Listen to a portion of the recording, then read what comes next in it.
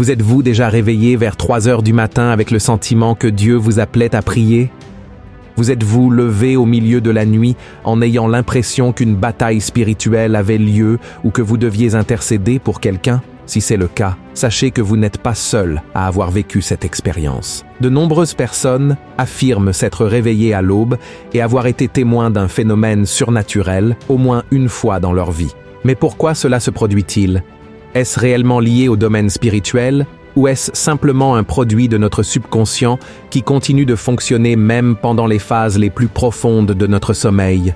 C'est ce dont nous allons parler dans la vidéo d'aujourd'hui. Mais avant de commencer, je tiens vraiment à ce que vous vous abonniez à ma chaîne, car chaque jour, je veux vous aider dans votre cheminement avec Dieu. Il vous suffit de cliquer sur le bouton « S'abonner » sous la vidéo et sur la petite cloche à côté pour être notifié à chaque fois que je publie une nouvelle vidéo. D'accord? Alors, suivez-moi. Saviez-vous que l'heure autour de 3 heures du matin est souvent appelée « l'heure du diable » ? On pense qu'il s'agit d'une période où Satan et ses démons ont plus de pouvoir sur la terre et sont plus susceptibles d'attaquer la vie des gens. C'est également à ce moment-là que la plupart des personnes impliquées dans la magie noire préfèrent accomplir leurs rituels et leurs sorts. Cela pour 2 raisons. D'abord, elles croient qu'à 3 heures du matin, il existe une connexion avec les esprits maléfiques. Ensuite, tout comme nous utilisons les premières heures de la nuit pour rechercher une intimité avec Dieu, elles utilisent ce moment pour se rapprocher des entités qu'elles vénèrent. Pourquoi à 3 heures du matin? La Bible nous dit, dans les évangiles de Matthieu, Marc et Luc, que Jésus est mort à la 9e heure, ce qui correspond, selon nos calculs actuels, à 15 heures. Pour cette raison, on dit que Satan a choisi 3 heures du matin pour se moquer de Dieu. De plus, la Bible fait référence à la nuit et à l'obscurité comme une période associée au péché. Le passage utilisé pour cela provient des paroles de Jésus dans Jean 3. Regardez ce qu'il a dit.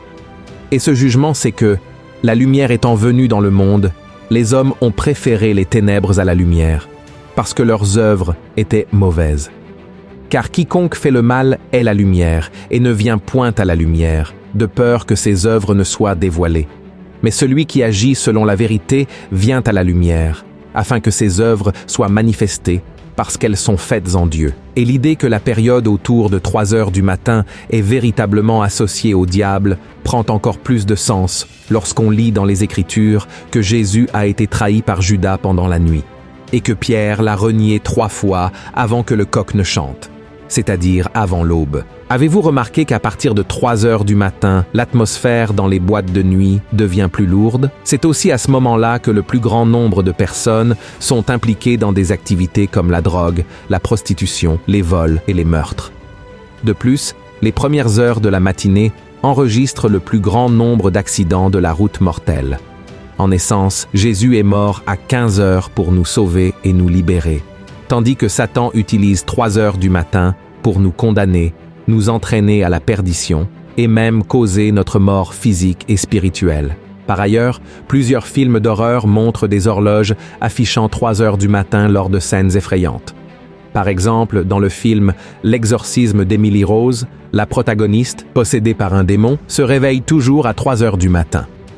Un autre film bien connu qui fait de nombreuses références à cette heure est Conjuring, les dossiers Warren. Malgré tous les aspects négatifs que je vous ai montrés à propos de cette heure, elle devrait également revêtir une importance capitale pour nous, en tant que chrétiens, tout comme elle l'a été pour les hommes et les femmes du passé. Dans le passé, les gens se couchaient très tôt, dès le coucher du soleil. Par conséquent, ils se réveillaient autour de 3 heures du matin, ayant suffisamment dormi pour se reposer. Ils restaient alors éveillés un moment avant de commencer leur journée, utilisant ce temps pour prier Dieu. De nombreux érudits bibliques croient que le psalmiste a composé le psaume 119 précisément à cette période. Voyons ce qu'il a écrit. « Je devance l'aurore et je crie, j'espère en tes promesses. Je devance l'éveil et j'ouvre les yeux pour méditer ta parole. » Et Jésus lui-même avait l'habitude de parler avec Dieu au milieu de la nuit. Dans plusieurs passages des évangiles, nous voyons qu'il se retirait et montait sur la montagne pour prier à l'aube. En fait, l'un des moments les plus importants de la vie terrestre de Jésus, lorsqu'il se transfigure et rencontre Élie et Moïse, pourrait avoir eu lieu à cette heure, puisque Pierre a proposé de construire des tentes pour qu'il reste là. Maintenant que vous comprenez tout l'aspect spirituel entourant l'heure de 3 heures du matin, commençons à comprendre les raisons pour lesquelles Dieu nous réveille souvent à ce moment-là.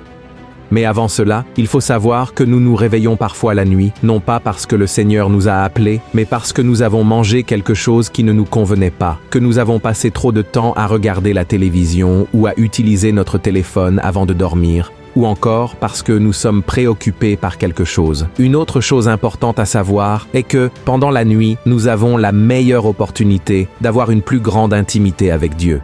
Non pas parce qu'il y aurait moins de personnes priant et parlant avec le Seigneur, comme certains le pensent, mais parce que c'est pendant cette période que nous sommes seuls, dans le silence, sans aucune interférence extérieure, que ce soit des personnes, des situations ou même des réseaux sociaux. Ainsi, le Seigneur peut nous réveiller à l'aube pour prier, car il sait que, pendant la journée, nous sommes tellement occupés par nos tâches que nous ne prions pas avec tout notre cœur. C'est ce qui est arrivé au prophète Samuel lorsqu'il était encore jeune. La Bible nous montre, dans le livre de 1 Samuel chapitre 3, qu'à cette époque, Dieu parlait rarement à ses serviteurs, et les visions spirituelles étaient peu fréquentes, jusqu'à une nuit où Samuel et le prophète Élie, son maître, se couchèrent dans le sanctuaire où se trouvait l'arche du Seigneur. Alors, Samuel entendit une voix l'appelant par son nom. Le jeune homme alla voir le prophète et lui dit « Me voici ». Mais le prophète Élie lui répondit qu'il ne l'avait pas appelé et lui demanda de retourner se coucher. 2 fois encore, Samuel entendit quelqu'un l'appeler par son nom. Et sans savoir ce qui se passait, il retourna voir Élie, qui comprit alors ce qui se passait. C'était Dieu lui-même qui appelait Samuel. Voyons ce qui s'est passé ensuite.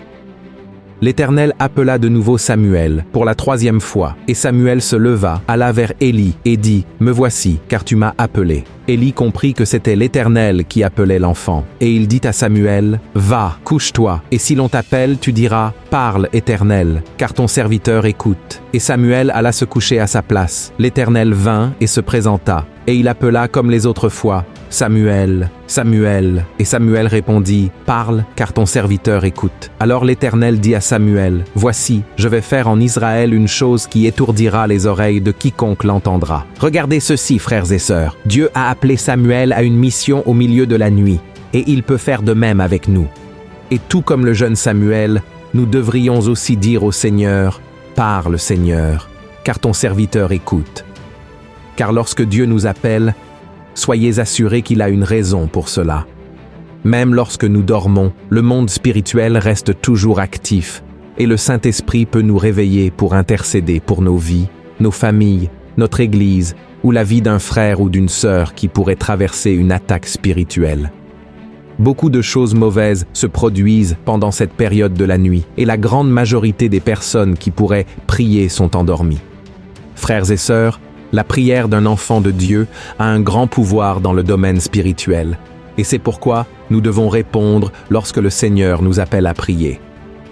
Voyez ce que dit le Seigneur. « J'aime ceux qui m'aiment, et ceux qui me cherchent me trouvent. » Amen. À travers une simple prière, peut-être qu'un jeune de ta famille, impliqué dans des vices, sera libéré. Un proche, qui pourrait être victime d'un vol ou d'un accident de la route, recevra une protection divine. Il se peut même qu'une personne malade, souffrant sur un lit d'hôpital, reçoive la visite d'un ange du Seigneur parce que tu as prié pour elle. De plus, prier à l'aube est un signe de dépendance envers Dieu, car au lieu de dormir, nous montrons que nous avons faim et soif de sa présence. Alors, mon frère, profite de ce moment où Dieu t'appelle pour lui confier tes problèmes, tes luttes. Remets entre les mains du Père tout ce qui est dans ton cœur, tes peines, tes angoisses, tes peurs. Et tu te demandes peut-être maintenant, « Mais pasteur, je ne sais même pas comment prier correctement. Que ferais-je si Dieu m'appelle au milieu de la nuit ?» Mon frère, tu peux te lever du lit, prendre ta Bible, t'agenouiller et lire un psaume, par exemple. Savais-tu que Jésus a également prié les psaumes? Face à la souffrance sur la croix, quand il a été séparé du Père à cause de nos péchés, Christ a prié le psaume 22 lorsqu'il a dit « Mon Dieu, pourquoi m'as-tu abandonné ?» Ainsi, tu peux lire plusieurs psaumes comme une forme de prière. Un excellent chapitre à lire pendant la nuit est le psaume 23 par exemple. Un psaume qui montre que le Seigneur contrôle nos vies et que nous n'avons rien à craindre. Amen. Ce simple acte pendant la nuit semble avoir un grand pouvoir dans le domaine spirituel. Dieu pourrait bien remporter une bataille sans notre aide, mais pourtant, le Seigneur veut que toi et moi participions à cette lutte à travers nos prières. Et avant de conclure cette vidéo, il est crucial de clarifier une chose. Bien que 3 heures du matin soit considérée comme l'heure du diable, l'ennemi ne possède rien, et encore moins le temps. Au contraire, la Bible dit que c'est Dieu qui a créé le temps, et qui contrôle les saisons, les jours et les années. Et plus encore, dans 1 Pierre, chapitre 5, il est écrit que le diable rôde comme un lion rugissant, cherchant qui dévorer. En d'autres termes, le diable n'a pas d'heure spécifique pour agir. Pourquoi attendrait-il que l'horloge affiche 3 heures du matin alors qu'il peut détruire la vie des gens à tout moment? Ainsi, mon frère, si tu te réveilles au milieu de la nuit, ne perds pas ton temps à penser aux soucis du lendemain. Fais comme Jésus, lève-toi et prie. Invoque le sang de Jésus sur la vie de ton conjoint, de tes enfants et de toutes les personnes que tu connais, profitant pour louer et remercier le Seigneur pour tout ce qu'il a accompli, pour les délivrances qu'il a accordées. Et peu importe l'heure du jour ou de la nuit, Dieu est toujours plus puissant que Satan. Il reste la lumière du monde qui dissipe toutes les ténèbres qui pourraient t'entourer. Amen. Regarde ce qu'il a dit. Jésus leur parla de nouveau et dit « Je suis la lumière du monde. Celui qui me suit ne marchera pas dans les ténèbres, mais il aura la lumière de la vie. » Si ce message t'a plu, partage-le avec tes amis et ta famille. J'espère te retrouver dans la prochaine vidéo. Que Dieu te bénisse puissamment. Je t'envoie une chaleureuse accolade.